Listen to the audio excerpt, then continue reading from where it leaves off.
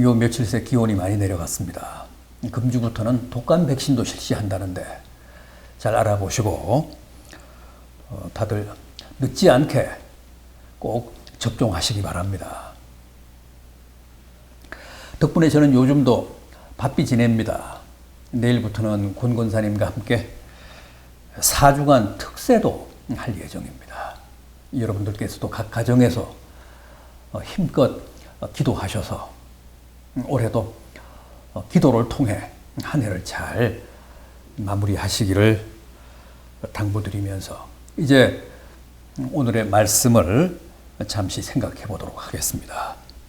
여러분, 하나님이 오늘 본문에서 야곱의 집이여 이스라엘의 남은 자여 내게 들을지어다 그러셨는데 이 말씀을 오늘 이 시대에 적용을 한다면 야곱의 집은 어떤 집이고 이스라엘의 남은 자는 또 어떤 사람들을 가리키는 말씀이 될까요? 당연히 오늘 우리 믿는 자들의 가정이 야곱의 집이고 또 힘들고 고된 중에도 여전히 하나님을 믿고 주님께 기도하며 사는 우리들이 바로 이 시대 이스라엘의 남은 자들이죠.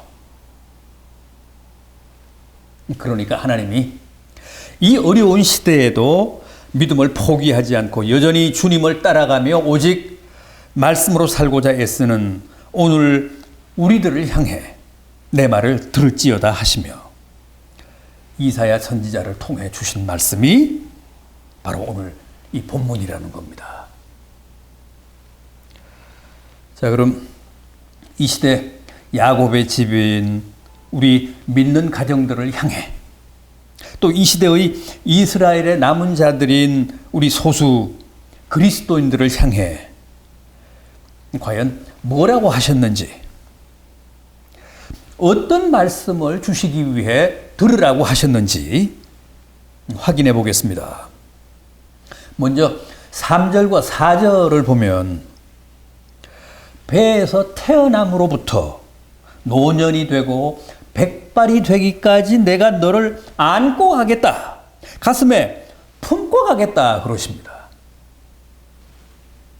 이것은 내가 태어나는 순간부터 죽을 때까지 그야말로 요람에서 무덤까지 주님이 나를 사랑하시겠다는 약속이고 다짐이십니다. 내가 언제나 너와 내 집을 내 따뜻한 가슴에 품고 가마.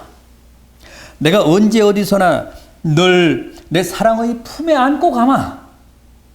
그러니 걱정하지 말아라. 그런 말씀이죠.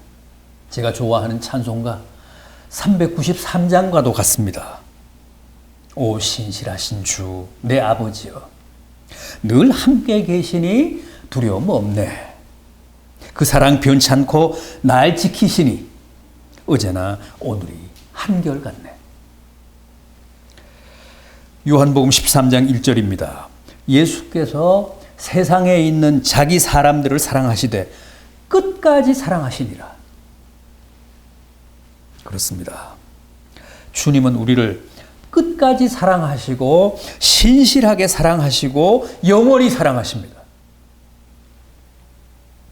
정말 이 세상에서 우리를 요람에서 무덤까지 자기 가슴에 고이 품고 가실 분은 오직 한 분 주님뿐이십니다. 그럼에도 우리는 툭하면 주님의 그 사랑을 의심하죠. 지금도 아마 그런 분이 계실 겁니다. 전에는 하나님이 누구보다도 자기를 많이 사랑해 주셨는데 요즘은 별로 그런 것 같지 않다는 겁니다. 또 개중에는 하나님이 완전히 자기를 버리신 것 같다고 느끼시는 분도 있을 수 있습니다. 결코 그렇지 않습니다. 사실은 하나님이 아니라 내가 변한 겁니다. 내 감정, 내 사랑이 식은 겁니다. 내 믿음이 추락하고 내가 초심을 잃고 이전과 달라진 겁니다. 내일이 음력으로 9월 15일 보름이죠. 여러분, 보름달이 훤히 비칠 때 저 율동공원 연못에 작은 돌멩이 하나를 던지면 어떻게 됩니까? 당장 파문이 일어서 연못에 떠있던 보름달이 산산조각 납니다. 그러나 고개를 들어 하늘을 보면 어떻습니까? 거기는 여전히 밝고 멀쩡한 보름달이 두둥실 떠 있습니다. 그것처럼 언제나 주님이 아니라 내 마음, 내 믿음의 파문이 일어 주님의 모습이 흔들리고 때로는 일그러지고 실종되는 겁니다. 실제 주님의 모습, 실제 주님의 사랑은 언제나 거기에 있습니다. 여전합니다. 주님은 지금도 오늘도 변함없이 나를 품에 안고 가십니다. 또 우리는 툭하면 내 잘못을 주님께 뒤집어 씌웁니다. 내 책임을 다 주님께 떠넘기죠. 흔히 우리가 이러면 안 되는데 하면서도 나쁜 짓을 할 때 어떻게 하죠? 그게 알량한 신앙 양심에 걸리니까 속으로 기도합니다. 주님, 저를 좀 말려주십시오. 저를 좀 못된 짓 하지 않도록 지켜주십시오. 그러나 결국은 죄를 짓고 맙니다. 그리고 나서 제정신이 돌아오면 그때는 또 어떻게 합니까? 다시 모든 책임을 주님께 돌리죠. 저는 분명 기도했습니다. 그런데 주님이 저를 말리시지 않았습니다. 저도 잘한 건 아니지만 주님께도 책임이 있습니다. 우리는 때로 이렇게 교활하게 자신의 잘못을 주님께 전가하며 주님을 탓하는데도 주님은 결코 네가 틀렸다고 하시며 우리를 당신 품에서 내치시지 않고 여전히 나를 한결같은 사랑으로 품고 가신다는 겁니다. 괜히 내가 제 바람에 회의에도 빠지고 원망도 하고 낙심도 하고 포기도 하며 갈팡질팡하는 거지.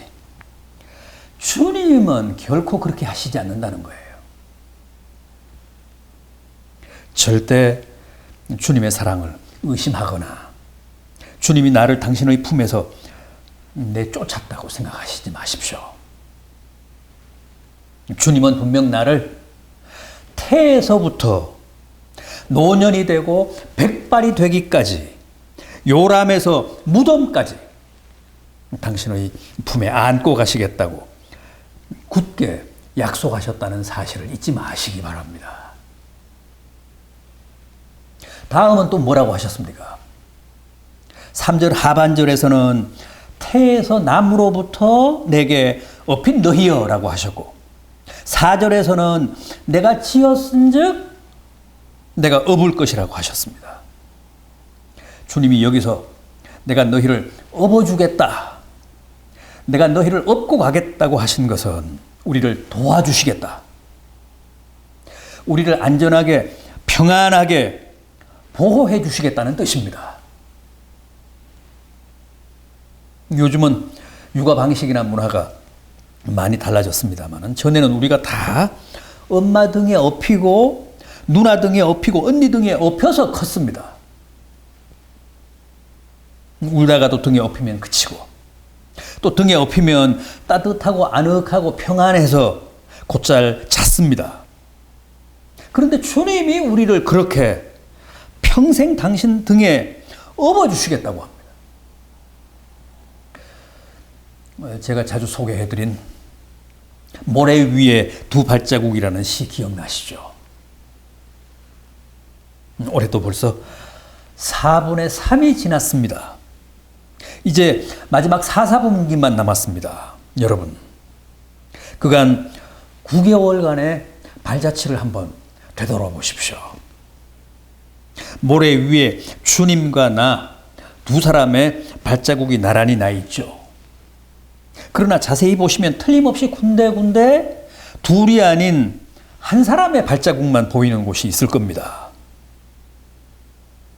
그리고 그때는 다 내가 가장 힘들고 가장 어려웠을 때였다는 사실도 확인하실 수 있을 겁니다. 저 때는 내가 아파서 병원에 있을 때였고 또 사업에 실패해서 막대한 손해를 입고 괴로워할 때였고, 부모님이나 가족을 잃고 슬퍼할 때였고, 실직을 해서 가장 막막해하던 때였습니다.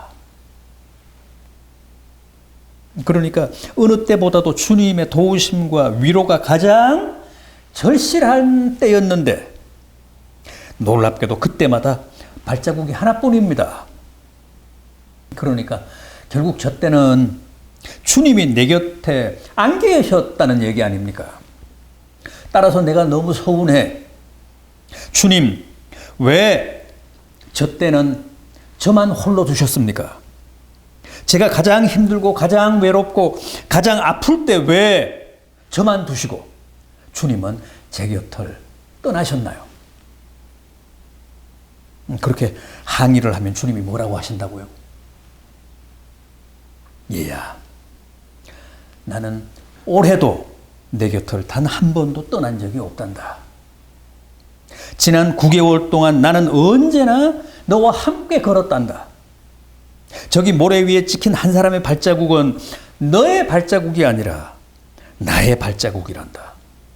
저 때는 네가 너무 힘들어하고 너무 괴로워하고 너무 슬퍼하고 아파해서 내가 너를 아예 등에 업고 걸었단다.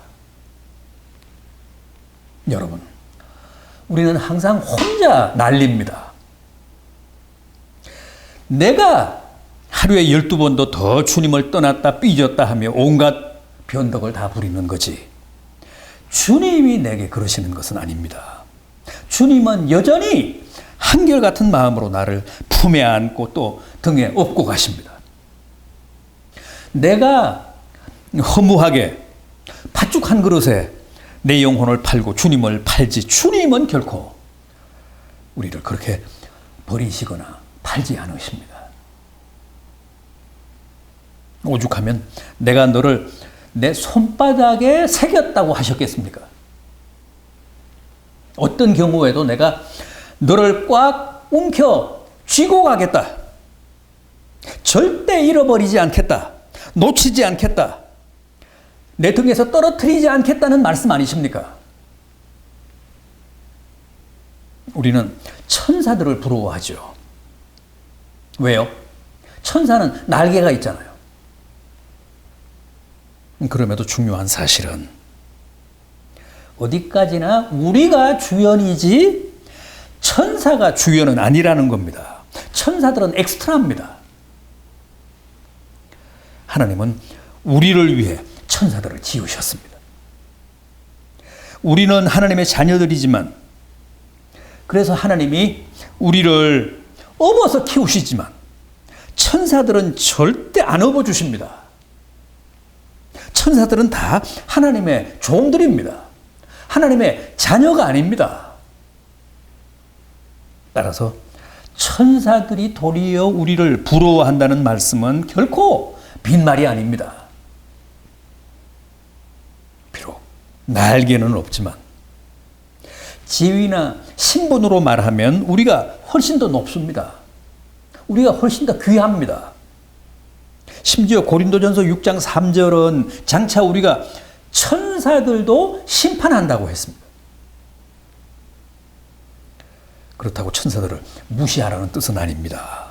다만 하나님께는 천사들보다도 우리가 더 소중한 존재들이기 때문에 천사들은 안 업어주시지만 우리는 끝까지 업어주신다는 겁니다. 주님이 다메섹 도상에서 바울에게 나타나사 뭐라고 하셨죠? 사울아 사울아 네가 어찌하여 나를 핍박하느냐 그러셨습니다. 여러분, 바울이 언제 주님을 핍박했습니까? 같은 시대를 살았지만 주님과 바울은 서로 일면식도 없는 사이였습니다. 그럼에도 주님이 왜 네가 나를 핍박하느냐 그러셨습니다. 스데반을 핍박하고 그리스도인들을 핍박한 것은 맞지만 주님을 핍박한 적은 없는데도 주님은 언제나 그렇게 생각하십니다. 늘 자신과 당신이 업고 가시는 우리를 동일시하십니다. 하나라고 하십니다. 그래서 우리가 당하는 모든 핍박을 당신이 당하시는 것으로 여기시며 우리의 모든 아픔을 다 대신 당해 주십니다. 우리는 그걸 모두 내가 당하고 내가 다 홀로 겪는다고 생각하며 아파하고 억울해하고 비명을 지르고 있지만 그건 다 엄살입니다.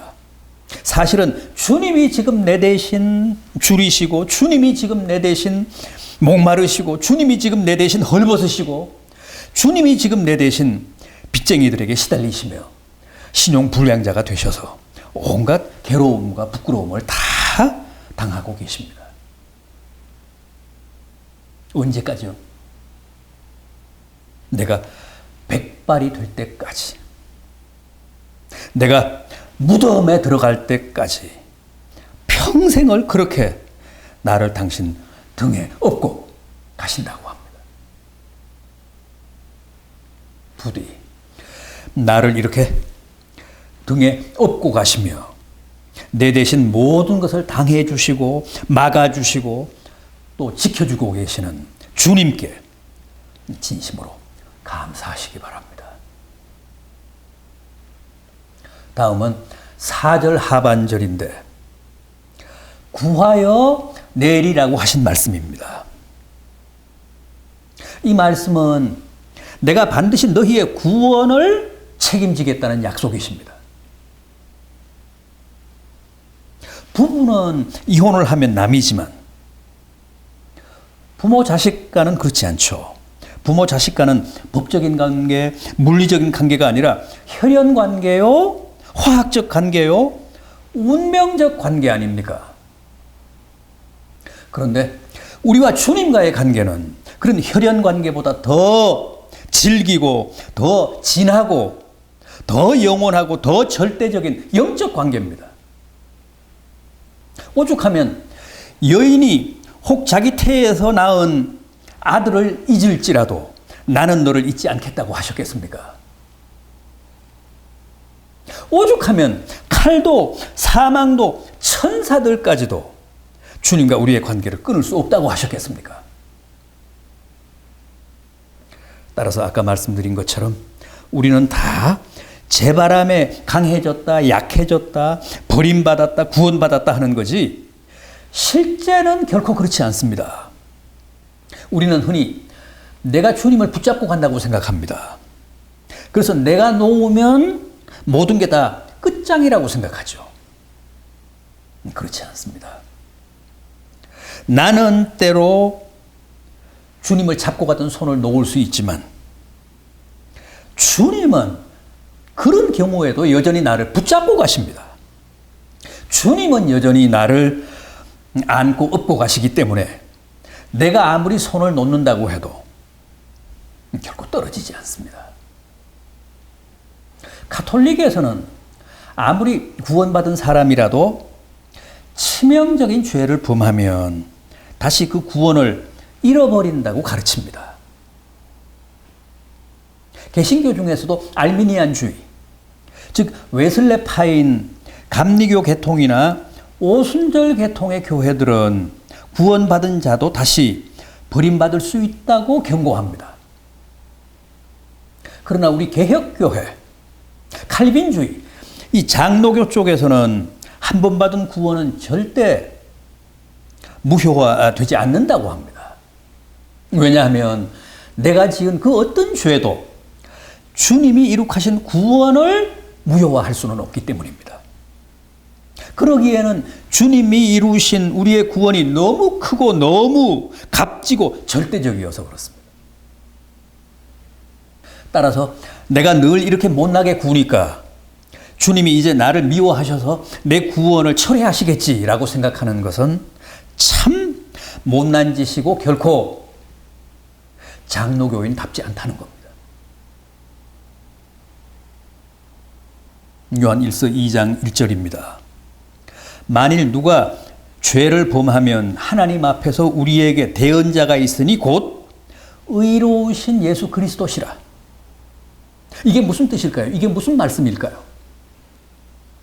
만일 우리가 죄를 범하면 주님이 당장 하나님 앞에 나서서 하나님, 그래서 제가 대신 십자가를 지지 않았습니까? 제가 이미 십자가에서 저 죄값을 다 지불하지 않았습니까? 하며 적극적으로 나를 변호하신다는 겁니다.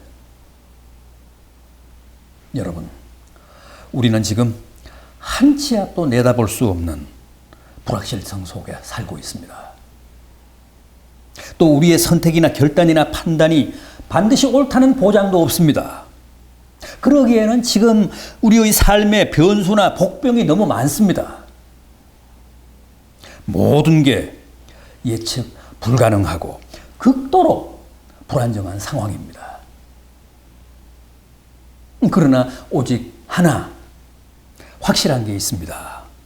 그것은 바로 우리의 구원입니다.